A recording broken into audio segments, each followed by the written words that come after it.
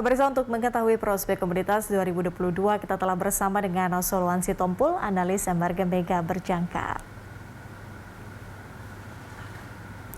Baik Pak Soloan, langsung saja, bagaimana Anda melihat potensi kenaikan harga emas pada pekan ini dengan adanya pengaruh data tenaga kerja Amerika dan juga inflasi? Ya. Oke, terima kasih Mbak Patricia. Kalau kita lihat memang dari hari penutupan kemarin ya, hari Jumat kemarin, sampai dengan hari ini memang kita lihat kecenderungan dari harga emas itu adalah naik ya. Jadi seperti kata Mbak Patricia tadi, ini memang sedikit dipicu oleh data ketenagakerjaannya Amerika dan kemudian inflasi, ya inflasinya. Jadi kalau menurut saya ya pergerakan yang terjadi saat ini kita harus pantau benar ya yang namanya data inflasi, kemudian data untuk suku bunga, kemudian data tentang ketenagakerjaan Amerika. Karena pergerakan harga emas ini sangat dipengaruhi oleh ketiga hal tersebut. Ya, seperti tadi dijelaskan oleh rekan saya dari saham, bahwa terjadi kenaikan inflasi. Nah, untuk mengimbangi kenaikan data inflasi ini, itu otomatis Amerika pasti akan naikkan suku bunga. Seperti itu. Ya. Kemudian kalau kita lihat, consumer price index-nya juga itu ada penurunan. Nah, di sini kalau kita kalkulasi secara matematis, maka memang potensi dari emas itu ada peluangnya untuk naik ya. Nah, kita masuk ke masalah teknikal. Nah, kalau saya catat di sini atau saya perhatikan dari data hasil yang disimpan oleh satu program yang namanya MetaTrader, ini kalau kita lihat di MetaTrader ini ada tahanan-tahanan memang kalau kita lihat untuk harga itu bisa naik ataupun turun. Ya, jadi dengan potensi harga yang terjadi saat ini di sekitar 1.800-an, 1.813-an, ya, ini harga harus bisa menyentuh di level 1.815. Itu adalah sensitif area untuk harga ini untuk naik.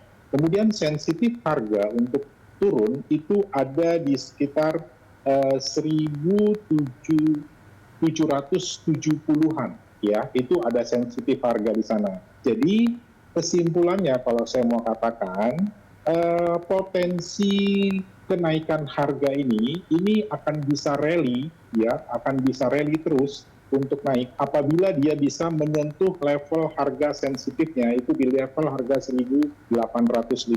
Ini kita harus cermati.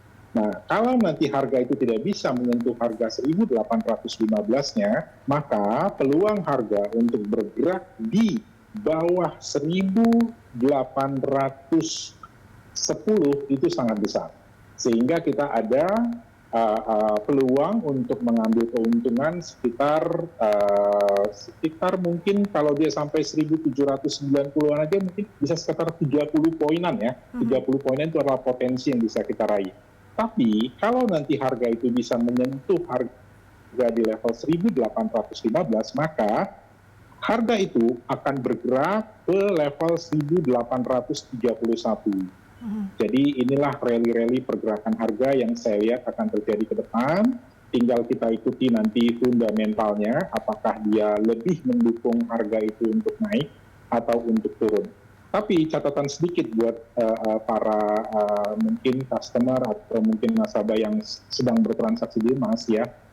Saya lihat memang dari rally pergerakan harga yang terjadi saat ini, kecenderungan harga itu untuk kedepannya bisa ada sedikit koreksi dulu ya. Ya ada sedikit koreksi dulu. Ya itu koreksi mungkin bisa ke level 1.810-an. Ya itu nanti bisa dia ke sana. Tapi kalau misalnya nanti koreksi itu tidak terjadi, siap-siap kita ambil untuk rally harga untuk naik. Seperti itu, Mbak Fetri. Oke, artinya ke depan bisa ada koreksi juga, tapi ada juga peluang dia naik apabila dia menyentuh level 1.815 tadi Anda katakan. Kemudian Pak, itu kan kita berbicara soal emas ya. Tadi sebetulnya sudah sangat komprehensif jawaban dari Anda. Nah, bagaimana dengan komoditas lain seperti potensi CPO misalnya untuk naik rekor harga tertinggi dengan adanya pengaruh keterbatasan suplai? Ini bagaimana? Oke. Baik, terima kasih untuk pertanyaannya, Mbak. Jadi memang kalau kita lihat CPO ini sekarang menjadi suatu produk primadona dari Indonesia ya. Jadi ini salah satu produk primadona ekspor Indonesia.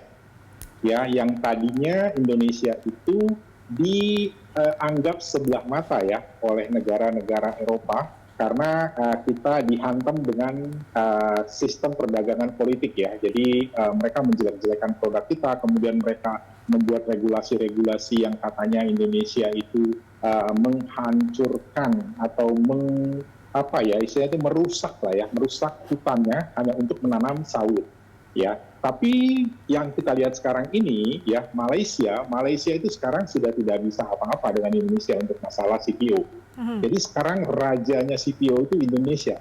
Cuma memang sayangnya ya, ini memang satu perjuangan yang perlu kita harus lakukan ya. Kenapa?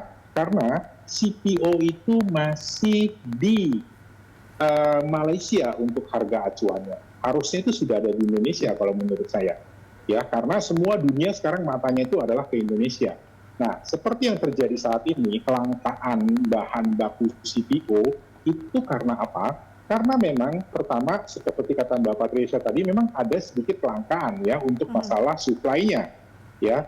Tapi kalau kita lihat dari sisi demand ini juga luar biasa ya. Apakah itu demand untuk dalam negeri sendiri atau demand yang dibutuhkan oleh negara-negara di luar kita ya, seperti China, India itu sekarang mereka luar biasa membutuhkan yang namanya CPO.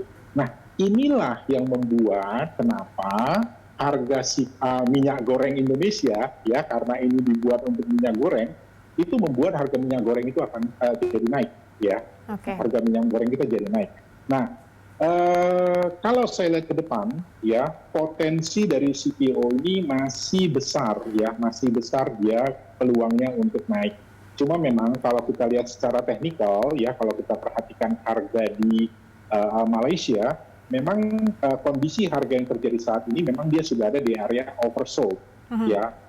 Sorry, bukan oversold tapi overbought. Ya, jadi kalau kita mau melakukan pembelian saat ini memang kita agak sedikit khawatir ya.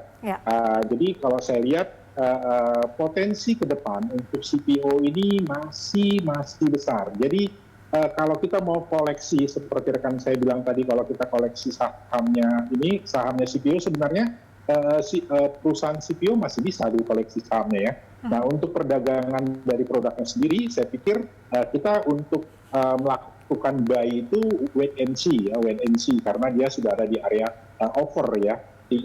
Tapi kalau kita mau jual itu potensinya masih besar ya, walaupun untuk long term harga itu masih besar untuk naik ya. Itu harga itu mungkin masih bisa berpotensi di atas 5.000 ringgit Malaysia.